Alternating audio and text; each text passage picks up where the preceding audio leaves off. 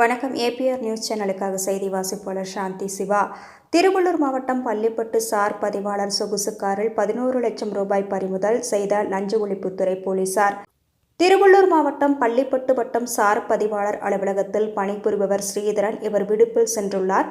இவருக்கு பதிலாக பேரம்பாக்கத்தைச் சேர்ந்த சார் பதிவாளர் அலுவலகத்தில் பணிபுரியும் மோகன்ராஜ் என்பவரை பள்ளிப்பட்டு சார் பதிவாளராக பொறுப்பு சார் பதிவாளராக பணியாற்றி வருகிறார்.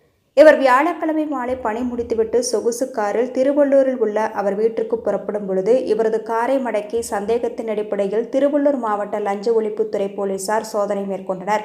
அப்போது சொகுசு காரில் மறைத்து வைத்திருந்த பையில் இருந்து ரூபாய் 11 லட்சத்தை லஞ்ச ஒழிப்புத்துறை போலீசார் கைப்பற்றினர்.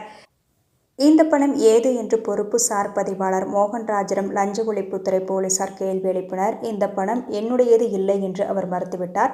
இதனையடுத்து சார் பதிவாளர் அலுவலகத்திற்கு பொறுப்பு சார் பதிவாளர் மோகன்ராஜ் அழைத்து சென்று லஞ்ச ஒழிப்புத்துறை போலீசார் 5 மணி நேரம் விசாரணை மேற்கொண்டனர்.